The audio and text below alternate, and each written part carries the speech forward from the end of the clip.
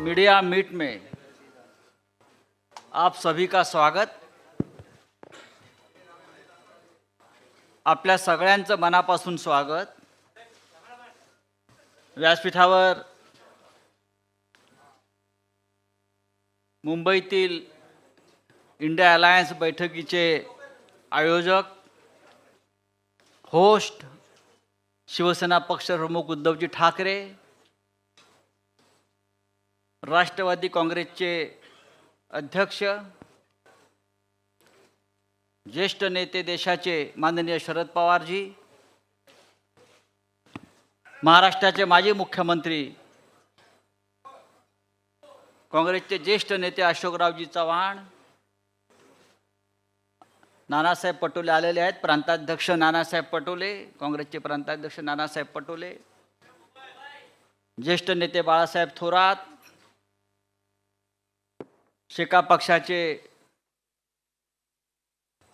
ज्येष्ठ नेते, शेका पक्षाचे प्रमुख जयंतराव पाटील, सुप्रियाताई पवार, सुप्रियाताई सुळे,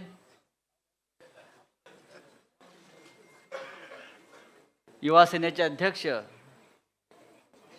श्री आदित्य ठाकरे आणि इथे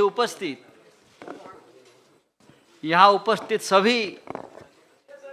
सभी पार्टी के सभी मान्यवर नेतागण और पूरे देश भर से जो मीडिया यहाँ आया है, उन सभी का मैं स्वागत करता हूँ। आज की प्रेस वार्ता बहुत ऐतिहासिक है, हिस्टोरिक है। पटना और बेंगलुरु के बाद इंडिया अलायंस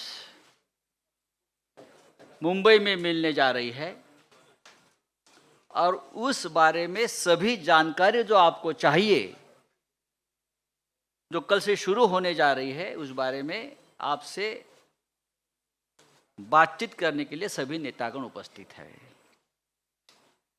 आपने देखा होगा कि मुंबई का पूरा माहौल इंडियामय हो गया है। पूरे देश में इंडिया की सिर्फ 3 बैठकें हो रही है, लेकिन ममता दीदी ने आज कहा है, जो ममता दीदी का भी आगमन हो रहा है, कि रसोई गैस 200 रुपया सस्ता हो गया। ये इंडिया की सिर्फ 2 बैठकों का कमाल है। लालू यादव जी कल निकले पटना से मुंबई के लिए, तब लालू जी को पूछा गया पत्रकारों से, लालू जी मुंबई में क्यों जा रहे हो? तो लालू जी ने कहा, मोदी जी के नरड़ी पर बैठने जा रहा हूं। ये कोई व्यक्तिगत लड़ाई नहीं, इसका मतलब है हम तानाशाही के खिलाफ लड़ने जा रहे हैं। और एक मुद्दा बहुत महत्वपूर्ण है, जैसे आदित्य जी आप बोल रहे थे कि आज फिर एक बार चाइना अंदर घुस गई है, आक्रमण किया है अपने जमीन पर, लद्दाख में, अरुणाचल प्रदेश में। लेकिन जैसे जैसे हमारा इंडिया आगे बढ़ेगा, वैसे वैसे चाइना पीछे हटेगी। ये इंडिया की ताकत बनते जा रही है। आज उद्धव जी, शरद पवार साहब आपसे बातचीत तो जरूर करेंगे, लेकिन मैं आपको ये बताना चाहता हूं कि हम कल और परसों 31 अगस्त एंड 1 सितंबर के इंडिया मीट की पूरी तैयारी कर चुके हैं। सभी प्रमुख नेता, सभी प्रमुख दल जो पटना में थे, जो बेंगलोर में थे, वो मुंबई में आ रहे हैं। लालू यादव जी का आगमन हो गया है, डॉक्टर फारूक अब्दुल्ला जी का आगमन हो गया है, ममता बनर्जी का आगमन हो गया है। कल मल्लिकार्जुन खड़गे साहब, सोनिया जी, राहुल जी, सब प्रमुख नेता कल आ जाएंगे। अखिलेश जी आएंगे, नीतीश कुमार जी, अरविंद केजरीवाल जी, हेमंत सोरेन जी, ये सभी मुख्यमंत्री 6 राज्यों के मुख्यमंत्री, यहाँ स्टालिन साहब, 6 राज्यों के मुख्यमंत्री और सभी नेतागण आएंगे। आपके मन में जो भी प्रश्न है, जो भी शंकाएं हैं, उस बारे में आप सवाल पूछ सकते हैं, लेकिन मैं आपको एक विनंती करूंगा कि ये प्रेस कॉन्फ्रेंस ज़्यादा लंबा मत खींचिए। जो काम की बात है वो करिए। और अब मैं नाना पटोले जी को अपनी बात रखने के लिए आमंत्रित करता हूं।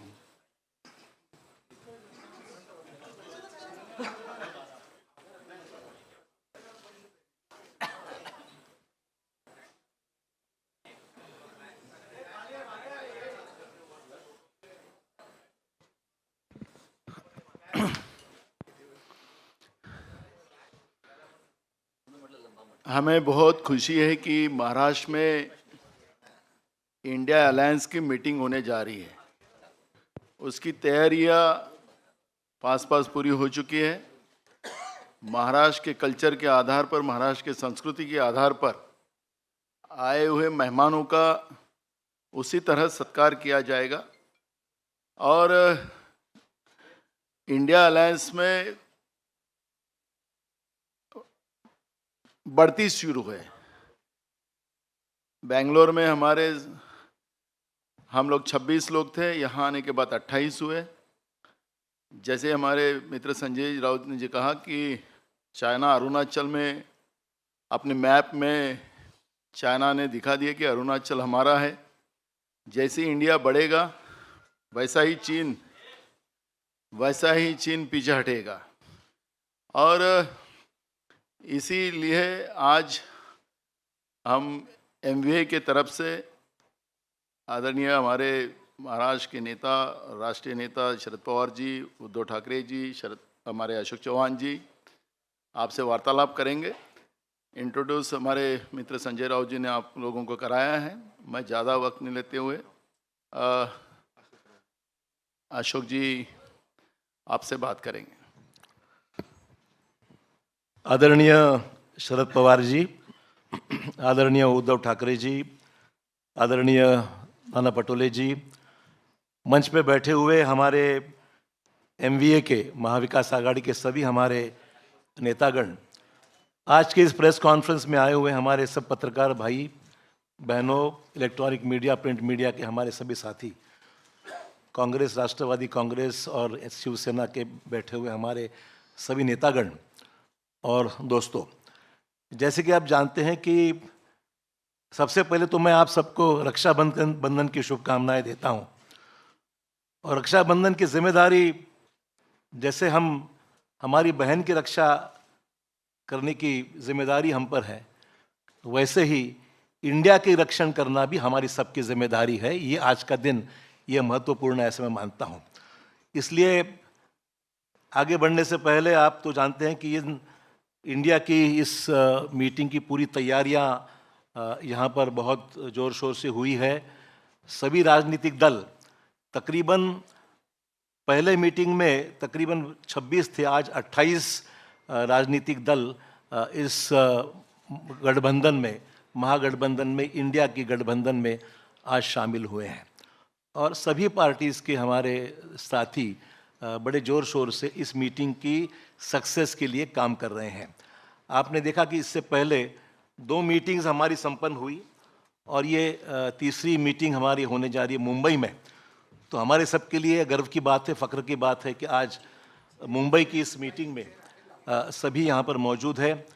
छत्रपति शिवाजी महाराज की ये जन्मभूमि है, संत महात्माओं की ये जन्मभूमि है और शाहू फुले अम्बेडकर की विचारों की ये महाराष्ट्र है। इसीलिए मुंबई में इसकी मीटिंग होना एक अलग महत्व रखता है। छत्रपति शिवाजी महाराज ने धर्मनिरपेक्षता और कल्याणकारी राज्य के एक महान प्रतीक उनकी इमेज रही है। संत महात्माओं ने दिया हुआ मानवता और भाईचारे का संदेश हमेशा महाराष्ट्र हमने अपनाया है, उससे आगे हम बढ़े हैं। और इसीलिए शाहू फुले अम्बेडकर की विचारधारा को लेकर इंडिया आगे बढ़ने का हमारा सबका उद्दिष्ट है, प्रयास है। और मुंबई खास करके जब महाराष्ट्र की बात हम करते हैं तो हमारी एक हिस्टोरिकल बैकग्राउंड है। स्वतंत्रता आंदोलन हो, सामाजिक परिवर्तन के आंदोलन हो, औद्योगिक कृषि क्रांतियां हो, तो महाराष्ट्र हर रेवोल्यूशन में महाराष्ट्र हमेशा आगे रहा है और महाराष्ट्र ने देश को लीड किया है। और राजनीतिक क्रांतियां भी जो जितनी हुई है वो मुंबई और महाराष्ट्र उसका एक केंद्र रह चुका है।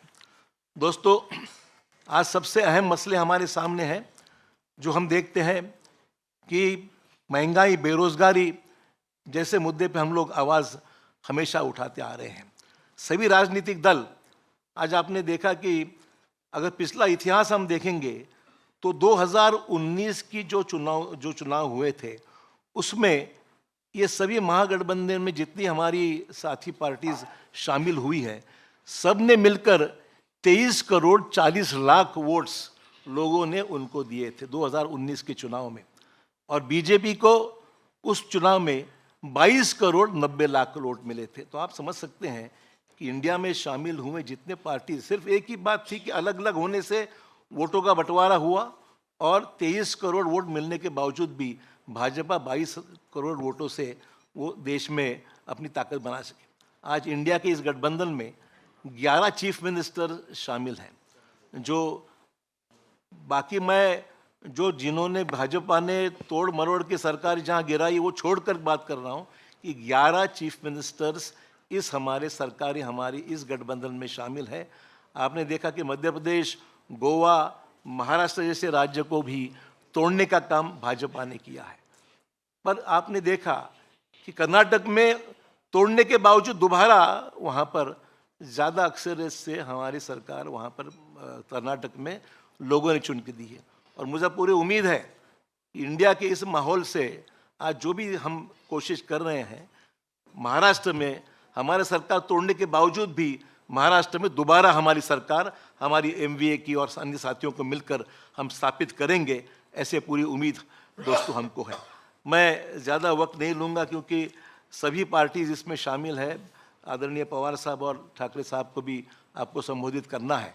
तो आज हमारे लिए महत्वपूर्ण है कि आज सभी राजनीतिक दल हमारे साथ में हैं और बड़े ताकत के साथ में आने वाले चुनाव एक पॉजिटिव डे। हमारे सिर्फ किसी को विरोध करना ही इतना हमारा एजेंडा नहीं है।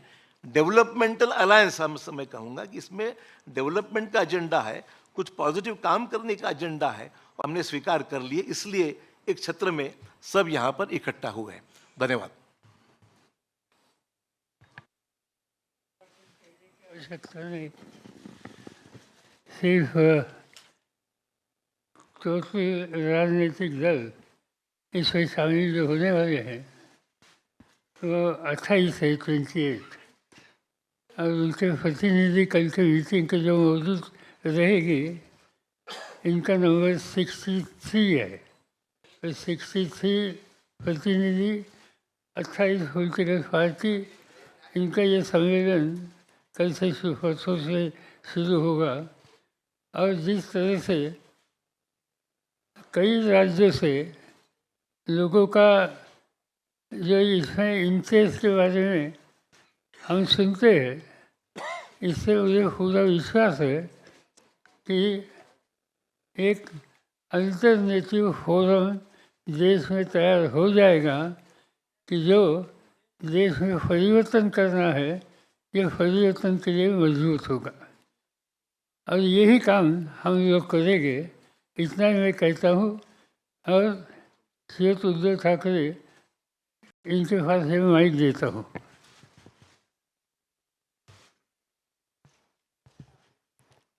आदरणीय पवार साहेब, व्यासपीठावर माझ्यासोबत बसलेले सर्वच माझे मान्यवर सहकारी आणि पत्रकार आणि तिन्ही पक्षाच्या पदाधिकारी बांधवांनो आणि भगिनींनो, मराठी आणि हिंदी दोन्ही भाषांमध्ये बोलणार आहे।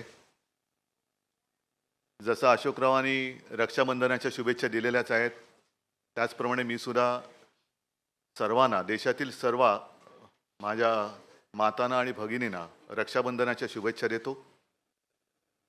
आणि रक्षाबंधन केवळ एका दिवसासाठी असायला नको।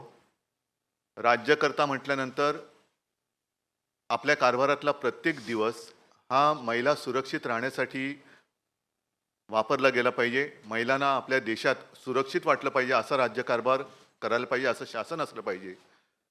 दुर्दैवाने तसं शासन आज तरी आपल्या देशात आणि राज्यामध्ये दिसत नाहीये. मधल्या काळामध्ये मी त्याच्यावरती भाष्यही केलं होतं. 1-2-3 दिवसापूर्वी माझी हिंगोलीत सभा झाली, त्याही सभेत बोललो होतो. कारण मी बातमी वाचली होती की खास करून भारतीय जनता पक्षाच्या कार्यकर्त्यांना सांगितलं गेलं होतं की मुस्लिम महिलांकडनं राखी बांधा, आणि तोच धागा म्हणजे रक्षाबंधनाचा धागा वेगळा आणि या बातमीचा धागा वेगळा. मी असं म्हटलं होतं की सुरुवात करायची असेल तर बिल्किश बानूकडनं करा. आणि मणिपूरमध्ये या 2 महिलांची धिंड ज्या पद्धतीने काढली गेली, ज्याप्रमाणे आपल्या महिला कुस्तीपटू तिकडे दिल्लीत बसल्या असताना त्यांच्याकडे दुर्लक्ष केलं गेलं, तर या सगळ्या महिलांना सुरक्षित वाटावं असं सरकार आणण्यासाठी म्हणून आम्ही सगळे एकत्र आलेलो आहोत. और आप सभी तो जानते हैं कि पूरे देश को अपना परिवार मानने वाले सारे लोग जो देशप्रेमी हैं, मैंने पहली मीटिंग में कहा था कि मैं विपक्ष ये शब्द मानता नहीं हूं. हम इकट्ठा आए हैं अपने देश की रक्षा करने के लिए. रक्षाबंधन देश की रक्षा, भारत माता की रक्षा करने के लिए हम इकट्ठा आए हैं. और साथ ही साथ तानाशाही के खिलाफ तो हम हैं, जुमलेबाजी के खिलाफ हम हैं. संजय राउत जी ने जैसे कहा कि हमारी तीसरी मीटिंग होने जा रही है और आज ही गैस सिलेंडर के दाम 200 रुपये से कम हो गए.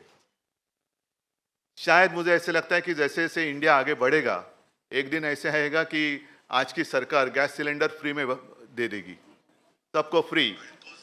क्योंकि वो सरकार अभी गॅस पर है, सरकारच गॅसवरती आहे आणि त्याच्यामुळे सिलेंडरचे भाव जर का कमी केले असतील तर मला काय त्याच्यात आश्चर्य वाटत नाही. 9 साल हो गए, आज तक कभी बहनों की याद आई नहीं थी. आज अचानक बहनों की याद आ गई और रक्षाबंधन की गिफ्ट दी गई. क्यों 9 साल रक्षाबंधन हुआ नहीं था क्या? भाऊबीज काय 9 वर्षात झाली नव्हती. पण ह्या सगळ्या गोष्टी अब ये पब्लिक है, सब जानती है. ये पब्लिक है, सब जानती है. और कुछ भी करे तो अभी उनको बचाने वाला कोई नहीं है. आज जैसे हम आपके सामने इंडिया की मीटिंग करने जा रहे हैं कल और परसों, मुझे अभी नाना जी ने बताया कि वो भी लोग कुछ करने जा रहे हैं, महायुति की बैठक करो. लेकिन उस बैठक में सिर्फ हमारा विरोध नहीं करना. जो काश्तकार आज संकट में है, मैं खुद गया था और अब पूरे आप ही के माध्यम से मैं न्यूज़ पढ़ता हूँ, देखता हूँ. पूरे महाराष्ट्र में सूखे जैसी स्थिति है. क्या कर रही है अपनी राज्य की सरकार, क्या कर रहे हैं अपने प्रधानमंत्री जी? आएंगे कुछ ना कुछ एक भूल भुलैया दिखाकर चले जाएंगे, इससे कुछ होने वाला नहीं. अगर अच्छा काम करना है तो जब कोई संकट में होता है तब ही उसको मदद की आवश्यकता होती है, और उस वक्त जो मदद की जाती है वही मदद वो पूरे ज़िंदगी भर याद रखता है. और इसलिए ज़्यादा लंबी बात मैं भी नहीं करना चाहता हूँ. बाकी सारी बातें तो हम पूरे विस्तार से परसों करने ही वाले हैं, परसों वापस हम मिलने वाले हैं. लेकिन इतना ही मैं कहूँगा कि हम जितने सारे लोग, हाँ हमारी विचारधारा अलग अलग है, जरूर है, लेकिन उद्देश्य एक है, वो हमारे देश की रक्षा करना, संविधान की रक्षा करना. और फिर से दोबारा अपने देश में तानाशाही, अगर मैं कहूँ आज़ादी की जंग जो हुई थी, अशोक जी आपने जो बात कही ये बात सच है कि चले जाओ, मला वाटतं आपल्या मुंबईतच सुरुवात झाली होती, गवालिया टैंक. तो चले जाओ क्यों, किसको? ब्रिटिश भी तो विकास कर ही रहे थे ना. अगर उनको भगाते नहीं हम लोग, पूरी ताकत रास्ते पे नहीं उतरती तो ब्रिटिश भी तो विकास कर ही रहे थे. हमें विकास भी चाहिए, लेकिन विकास के साथ साथ हमें आज़ादी भी चाहिए. और विकास से भी ज़्यादा ऊंची हमारी आज़ादी है, उसकी रक्षा करने के लिए हम सारे इकट्ठा आए हैं. और विचारधारा अलग अलग होगी, लेकिन उद्देश्य एक है. और इसी को तो हम लोकतंत्र मानते हैं, प्रजातंत्र मानते हैं, लोकशाही मानते हैं. आणि ती लोकशाही वाचवण्यासाठी आम्ही एकत्र आलेलो आहोत, एकत्र राहू आणि आमच्या भारत मातेच्या हातापायात पुन्हा कोणत्याही हुकुमशहाला बेड्या घालायला देणार नाही, ही शपथ घेऊन आम्ही पुढे जाणार आहोत. धन्यवाद.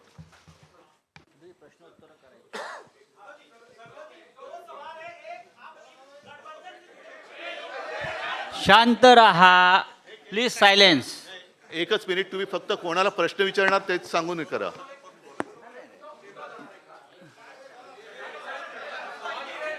हेलो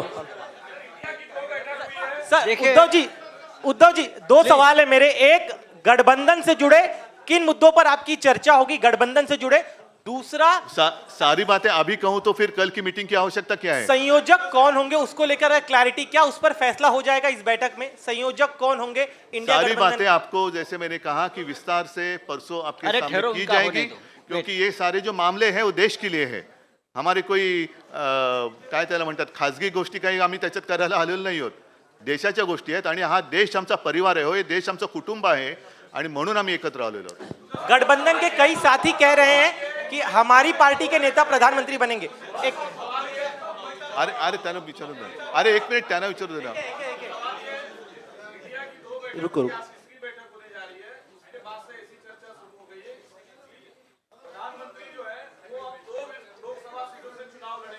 क्या आप दोनों बनारस में या जहां से वो दूसरी सीट से चुनाव लड़ेंगे संयुक्त सभा करेंगे? अरे चुनाव तो अभी दूर है ना, जब की बात तब देखी जाएगी. उद्धव जी एक सवाल ये है कि जिस तरीके से हम अलग अलग जिस तरीके अरे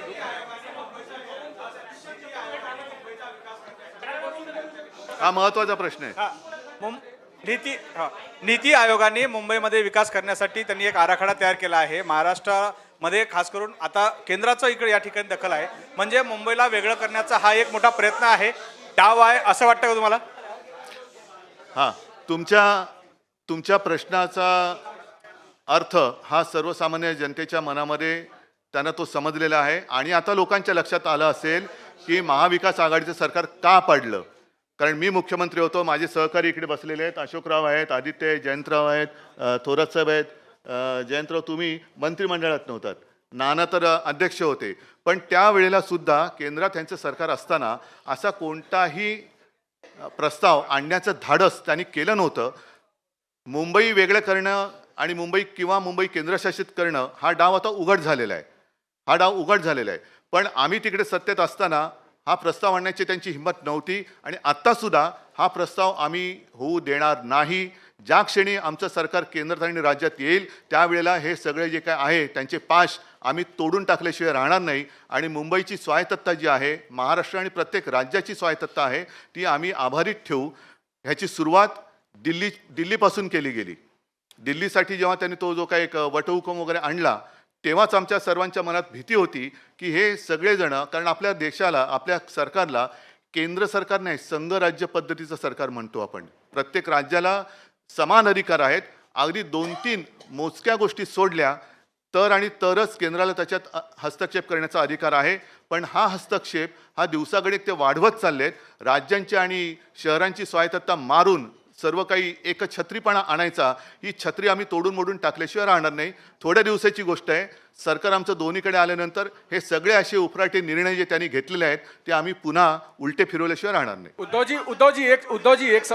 जी दो सवाल ऐसा है कि अरे बाकी लोगों को सवाल पूछो. हम अलग अलग विचारधाराओं के साथ एक आए हैं. उद्धव जी, अब विपक्ष लगातार ये कह रहा है मराठी होने दो. हाँ मैं एकदा मराठी मैं देखिए पहले मराठी पूरा होने दो. पहले मराठी करो, बाद में हिंदी में बोलेंगे. हाँ, मराठी- पहले मराठी करो. मराठी सर. हाँ, पहले मराठी करो. Rahul sir hello. महायुतीची सर. एकीकडे ही बैठक सुरू असताना दुसरीकडे याच वेळी म्हणजे 31 आणि 1 दिवशी महायुतीची बैठक मुंबईत लावून घेतलेली आहे. म्हणजे एका बाजूला इकडे हे सुरू असताना राज्यात देखील हीच सेम टाइम बैठक लावणं काय नेमकं म्हणजे? मी त्याचं उत्तर दिलेलं आहे. कारण गेल्या वेळेची आमची मीटिंग होती त्यावेळेलाच एनडीएची मीटिंग लावली होती आणि मी परवाच्या सभेत म्हटलंय की आता एनडीएचा त्याचं उत्तर अमिबा झालेला झालेलं आहे. एनडीएला आता आकार उकार काही शिल्लक राहिलेलं नाही. जसा अमिबा एक पेशी जीव कसंही त्याला आकार उकार दिला जातो तशा प्रकारे आता एनडीए झालेलं आहे. सर, एक असा प्रश्न आहे की साधारणतः 4 राज्याच्या निवडणुका डिसेंबरमध्ये होत आहेत कुठे? आणि 4 नाही सर, तुम्ही जरा कोणाला प्रश्न विचारणार ते सांगा. सगळ्याची उत्तर माझ्याकडे. दोघांना नाही, पवार साहेबांना आणि तुम्हाला एक प्रश्न आहे की 4 राज्याच्या निवडणुकांच्या सोबतच लोकसभेची निवडणूक लागण्याचे देखील संकेत दिले जात आहेत आणि अशा वेळेस तुमच्या या इंडिया आघाडीच्या जागा वाटपाचा जो वेळ असेल किंवा जागा वाटपाची चर्चा असेल त्यासाठी राज्यात कमिट्या नेमण्यात आलेत का किंवा त्या चर्चा एकत्र आत्ता होणार आहेत का? असं आहे की आम्ही जागा वाचवायची चर्चा सुरू केलेली नाही. आमच्या पहिल्या 2 ज्या बैठका झाल्या त्या महत्त्वाच्या होत्या आणि उद्या इथून पुढचा आपला सामूहिक कार्यक्रम काय असावा याच्या संबंधीची चर्चा होण्याची शक्यता आहे. आणि त्या शक्यतेच्यामध्ये जर असा निर्णय झाला तर मग काही लोकांच्या ही जबाबदारी टाकली जाईल की तुम्ही अन्य राजकीय पक्षांशी डायलॉग साधा आणि याच्यातून आपण एकत्र जाऊ शकतो का या संबंधीचा अभ्यास करा. तर प्रश्न असा आहे की तुमची उद्धव साहेबां तुम्हाला प्रश्न आहे. आपली प्रकाश आंबेडकरांसोबत युती आहे, मात्र त्यांचं असं म्हणणं आहे की मला या आघाडीचं निमंत्रण देखील नाही आहे, मी महाविकास आघाडीत देखील नाही आहे. एकूण युती आहे की नाही ते तुमचे प्रकाश आंबेडकर आणि आमची युती गेल्या 23 जानेवारीला आम्ही जाहीर केलेली आहे. साहजिकच एक त्यांची गोष्ट बरोबर आहे की शिवसेना आणि प्रकाश आंबेडकर यांची युती आम्ही जाहीर केलेली आहे. आता ह्या इंडिया बैठकीत किंवा इंडियाच्या आघाडीत येण्यासाठी त्यांची सुद्धा इच्छा आम्हाला प्रकाश आंबेडकरजींशी बोलून विचारावी लागेल. आणि एकदा आम्ही एकत्र आल्यानंतर ते एकमेकापासून वेगळे होण्यासाठी एकत्र येत नाही. त्यांना सुद्धा व्यवस्थित त्यांच्याशी चर्चा करून जर त्यांची तयारी असेल तर ते सुद्धा या आपला म्हणजे महाराष्ट्रामध्ये महाविकास आघाडी आणि देशात इंडिया याच्यामध्ये ते पण येऊ शकतात. उद्धव साहेब इकडे इकडे इकडे मुंबई देशाची आर्थिक राजधानी आहे आणि त्यामध्ये ही इंडियाची बैठक होते. आगामी काळात मुंबई महानगरपालिकेची देखील निवडणूक होऊ घातलेली आहे. तर अशा वेळेला असं वाटतं तुम्हाला? कारण ज्या पद्धतीने चाललेलं आहे ती पद्धत त्यांना निवडणूक घेण्याचं धाडस ते करतील असं मला वाटत नाही. आणि आत्ता जो आधी प्रश्न विचारला होता पवार साहेबांनी त्याचं उत्तर दिलं की 4 राज्यांसोबत लोकसभा, मी म्हणतो त्याच वेळेला महापालिका पण घ्या. ह्याचा परिणाम दिसेल आपल्यासाठी फायद्याचा. परिणाम नक्की दिसणार आहे कारण लोक वाट बघतायत. धन्यवाद. आणि पवार साहेब एक सवाल असा आहे, उत्तर प्रदेशमध्ये मायावतींनी असं डिसिजन घेतलं आहे की ते तटस्थ राहणार आहे. तर यामुळे इंडिया आघाडीला काय वाटते? म्हणजे मायावती तटस्थ राहणार आहे, उत्तर प्रदेशमध्ये लोकसभाची जास्त सीट आहे. की मायावतीजी नक्की कोणाच्यावर एकत्रित जाण्याची भूमिका घेणार आहेत. आम्हाला असं दिसतंय की काही वेळेला भारतीय जनता पार्टीशी सुद्धा त्यांनी सुसंवाद ठेवलेला आहे. की आज ठेवतील असं मी म्हणत नाही, पण या सगळ्या गोष्टीची स्पष्टता जोपर्यंत येत नाही तोपर्यंत याच्यावर निर्णय घेणं अशक्य आहे. पवार साहेब एक मिनिट त्यांना विचारतो. नाही, होऊ दे ना, एक तास होऊ दे. एक सवाल ये है कि पवार साहब आपसे और उद्धव जी आपसे दोनों लोगों से, क्योंकि ये अलग अलग विचारधाराओं का अलायंस है, तो ऐसे में इस पूरे चीज़ों को जब आगे बढ़ेगा तो एक कोऑर्डिनेशन कमेटी की ज़रूरत पड़ेगी, क्योंकि ये लगातार चल रहा है. तो उसको लेकर क्या संयोजन समिति अलग से बनाई जाएगी? और दूसरा सवाल ये है कि विपक्ष जो सरकार में बैठे लोग हैं वो लगातार आप लोगों पर कह रहे हैं कि अभी तक कोई चेहरा आप लोग तय नहीं कर पा रहे हैं, तो प्रधानमंत्री पद का उम्मीदवार कैसे तय कर लेंगे? बात ऐसी है कि अलग अलग पार्टीज है, ये बात सच है, मगर बैठ कर डिस्कस करके मिनिमम कॉमन प्रोग्राम हम तैयार कर सकते हैं और मिनिमम एग्रीड प्रोग्राम इसके आधारित हम बनाने के लिए चॉइस बहुत है.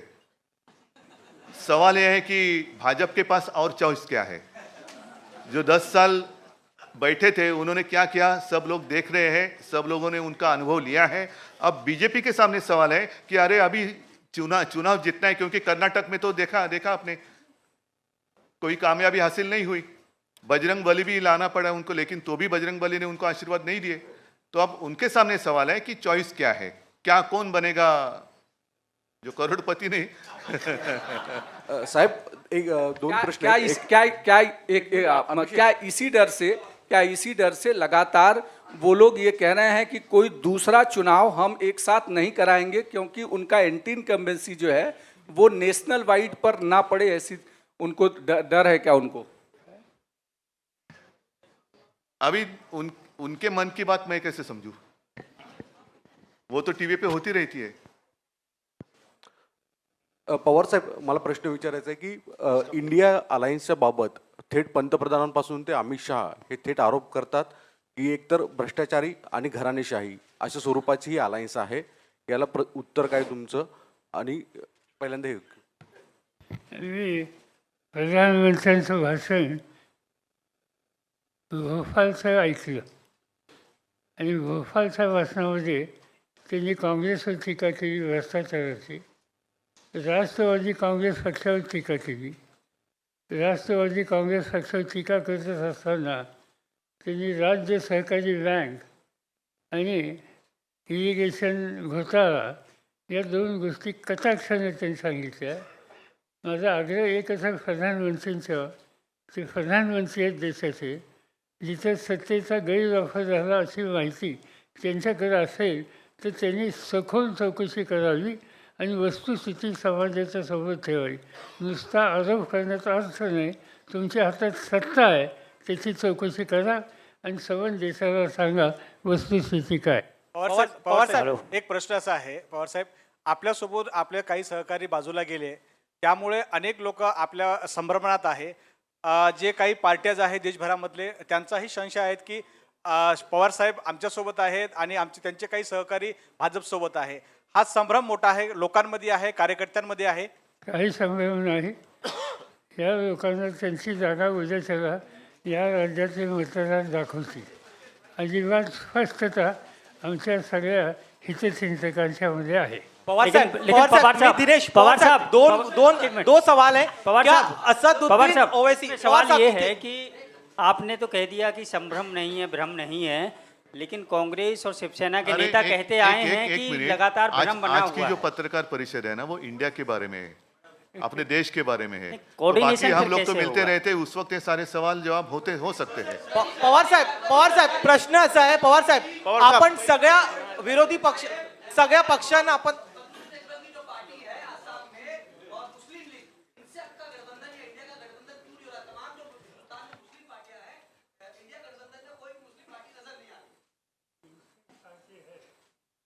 उन्होंने मुझसे बात की है और उनकी तैयारी है हम लोगों के साथ जाने की. मगर ये कोई अकेला इस पर डिसीजन ले नहीं सकता. इस पर कांग्रेस के साथ बात करनी होगी, उद्धव जी के नेतृत्व वाली शिवसेना के साथ बातचीत करनी होगी और इस पर कलेक्टिव डिसीजन होगा.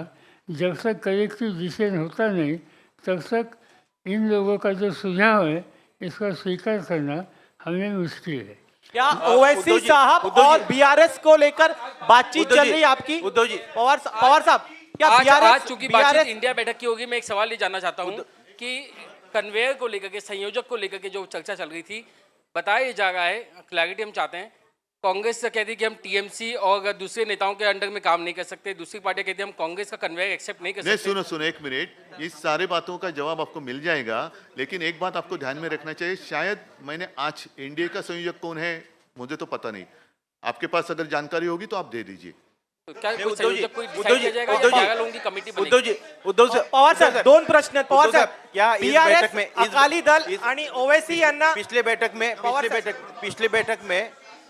बैठक में ये कहा गया था कि एक कमेटी बनाई जाएगी, कोऑर्डिनेशन कमेटी बनाई जाएगी. संयोजक पिछले बैठक में तय हुआ था कि मुंबई के बैठक में एक कोऑर्डिनेशन कमेटी बनाई जाएगी सभी लोगों की, या फिर संयोजक जो है उस पर चर्चा होगी. क्या ये दोनों मुद्दे होंगे जो अलग अलग नाम आ रहे, कोई संयोजक चुना जाएगा? एक पहला सवाल है. नहीं, इसलिए तो मैंने पहले शुरुआत में कहा ना कि परसों हम दोबारा मिल रहे हैं और उस वक्त कल और परसों जितनी सारी बातें होगी आपके माध्यम से पूरी जनता, देश की जनता के लिए हम सबके सामने रखेंगे. उद्धव साहेब, दोन विषय लगता है. पहिला प्रश्न तुमच्यासाठी आहे. उद्धव साहेब, पहिला प्रश्न तुमच्यासाठी आहे. तुम्ही मगाशी म्हणालात की इंडियाची बैठक आहे, इंडियाच्या विषयावरती बोललं पाहिजे. आज सगळं एकत्र आहेत, पण सातत्यानं सामनामधून शरद पवार आणि अजित पवार यांच्यावरती सातत्याने टीका केली जाते. हा विसंवाद का आहे की कुठेतरी सतत टीका होते आणि तुम्ही जेव्हा आम्ही आमचं वैशिष्ट्य आहे ज्यांच्यासोबत असतो त्यांच्यावर टीका करतो. आणि दुसरा पवार साहेब,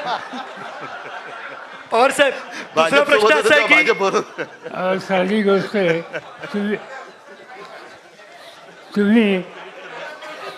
तुम्ही तुमच्या मीडियातनं टीका केली म्हणून आम्ही काम करायचं थांबवायचं का?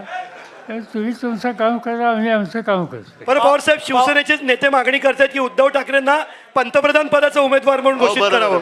जातो उद्या शपथ घेतो. पवार साहब, दो चीजें सर. क्या बीआरएस, अकाली दल और असदुद्दीन ओवैसी की पार्टी को साथ में लाने के लिए आप लोग कोशिश कर रहे हैं, बातचीत चल रही है? पवार साहब, बात अभी तक हुई नहीं, मगर अकाली दल की इनकी एक भावना है कि इसमें साथ जा सकते हैं तो हम सोच सकते हैं, मगर इतना वो आसान नहीं है, क्योंकि हमारे साथ केजरीवाल है, पंजाब की हुकूमत उनके हाथ में है, कांग्रेस पार्टी की वहाँ नीति अलग है, और इसलिए हम जिससे हमारे डिफरेंसेस बढ़ेंगे ऐसा काम कुछ नहीं करेंगे। उद्धव साहेब उद्धव जी उद्धव जी सभी को धन्यवाद। उद्धव जी मुझे लगता है कि ये प्रेस कॉन्फ्रेंस हमने खत्म कर दी है। धन्यवाद।